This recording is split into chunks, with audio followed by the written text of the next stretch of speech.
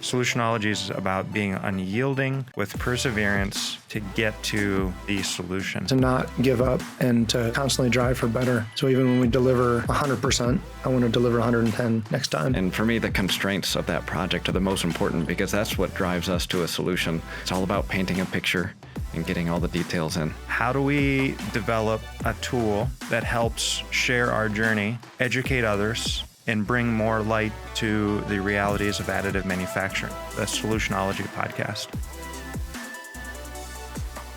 Welcome to the DI Labs Solutionology podcast. This is going to be an interesting one. We're exploring a lot of different topics. We're not going super deep in any one topic, but we've got some interesting things to share. We've got some really cool textured parts that we're going to talk about.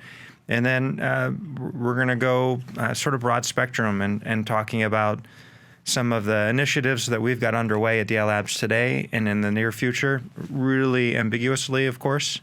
And then talking about the reframing of our podcast and our continued journey moving forward and sharing our experiences. It's weird. It's like at DI Labs, there's a lot of change that occurs, and we're really hungry for new things. It's like this podcast has changed. That's really weird. Yeah. Well, what's really weird is it lasted for 4 weeks this way. Yeah, it was a long time. And it is October, so every October we can do this. Yeah, I don't think anything's lasted 4 weeks. No. Without evolving or getting better or something. So. These are the white nylon 12 parts, yes. So these are parts that we've generated. They've been designed by us, engineer designed by us, and then also aesthetically textured, run through our manufacturing process, smoothed so they have a sealed surface. So they're ready to go out there. So what are they? They look like handles or something. These are automotive replacement parts. We have everything from carbon fiber to leather to alligator style texture skin, topographical surface texturing, dimples, everything in between. So this is something we should definitely talk about. You mentioned talking about patterns and surface textures. This is something we should definitely talk about on a future episode. But this is a project that you've also been working on, probably another 20 or 30 hours a week. I don't know how many other projects you've got like that. This is another project that you've been working on that we've recently started, and we've been in the depths of using a new technology to produce white parts. Yeah, it's pretty exciting. We're working through the process and onboarding or testing out what results can be, and then the additional applications that will be supplied with that, whether that's for automotive or for medical, flowing through all of those potential applications, and then adding the texturing on there, so you almost don't even know that it's additively manufactured because it's just so clean and consistent. It's pretty exciting. So I believe we've tried making these parts on the SLS, our EOS SLS powder-based system. And these aren't that. So why wouldn't we just make these on the SLS machine? There's probably two parts to that. There's two answers there. But from a manufacturing standpoint, why not the SLS? We've had challenges with onboarding the SLS just due to some of the workflow. So could we get this sort of resolution on the SLS machine? Not currently. Based on our testing, side by side, they are not equal. Why else would we not run these on the SLS?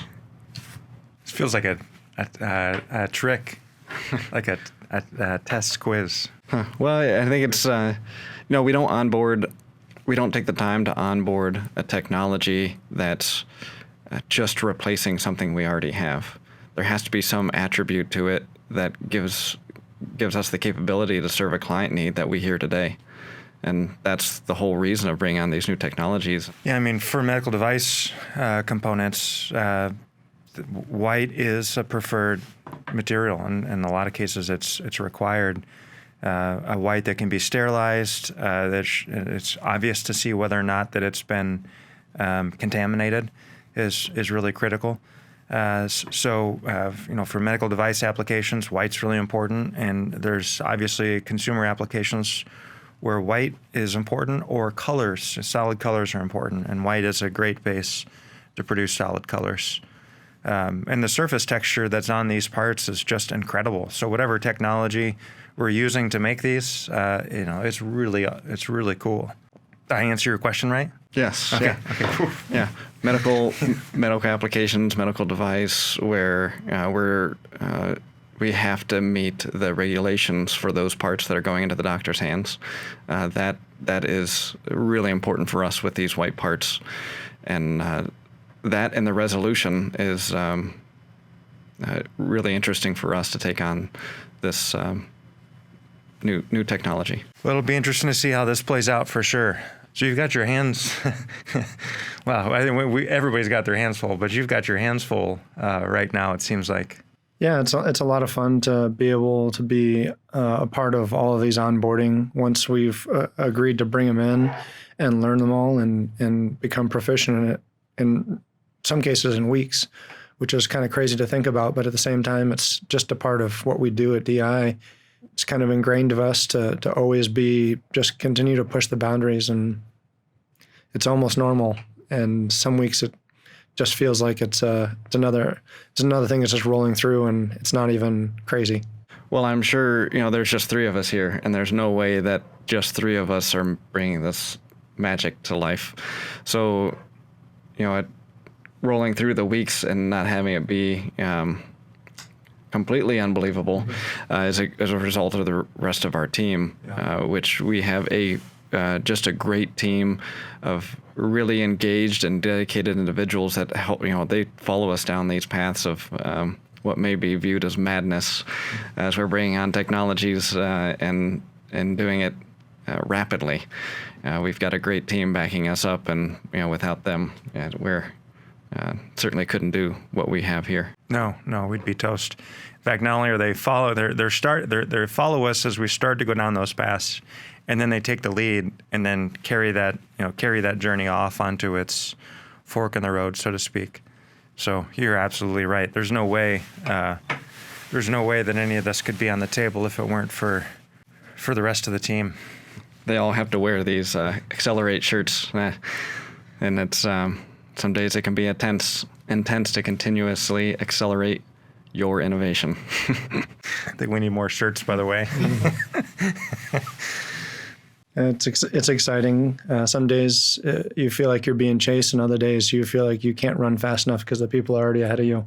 So it is a great team, and I really appreciate being able to do all these projects because of the team just pulling everywhere.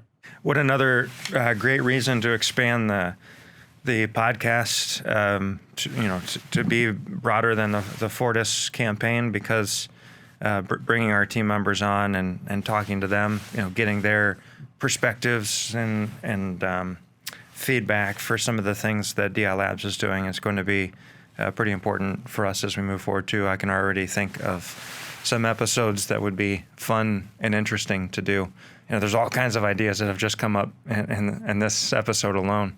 There's a lot that we can cover here in the coming weeks and months. Some of it we've touched on here. Some of it we haven't even begun to talk about yet. Other projects that are sort of confidential at DI Labs that we'll be able to start sharing more and more about.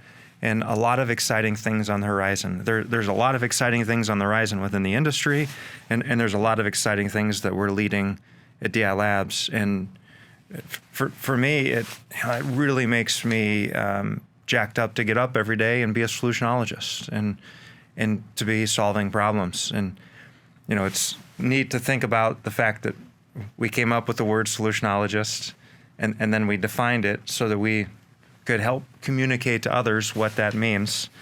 Solutionology, the way that we define it, is the artful science of advanced problem solving located at the intersection of critical thinking and creative reasoning. The belief that there's always a solution and that one does not rest until the problem is solved, often resulting in something that didn't already exist in the realm of possibility. So that's what we practice every day. And what I really appreciate about this and the way that we've defined it is it's not just engineering, it's not just taking a technical approach, but there is an artful aspect. There's creative reasoning, and talking about our team and the diversity that we've got from the group that we've got pulled together. It's like, man, there is something really, really powerful there. Thinking about everything from the extreme creative to the extreme technical end of things. So it's pretty cool. It's like blowing up the box. There are no confines except for what you're willing to accept, to not give up and to constantly drive for better. So even when we deliver 100%, I want to deliver 110 next time, and just continuing to just always be doing better, and just that. Solutionology for me, it's I love painting the picture of a project or a problem. And I want to know what's in each corner, what's in each crevice, and I want to define that thing. And for me, the constraints of that project are the most important, because that's what drives us to a solution that's the winner. So for me, I want to paint the picture of the constraints. I want to know what each of those details are, and then I want to start problem solving about how do we fill the expectations so that we get to the end, with the right thing. So solutionology to me is the way that I view it. It's all about painting a picture and getting all the details in, and then making sure that we're aligned with our clients and solving the problems that live in between. Yeah, that. Well, I see. You both practice that every day. So it's as you define what it means for your role and for you, it's clear that is what you breathe. And I think for me, and I think for all of us, solutionology is about being unyielding with perseverance to get to the solution.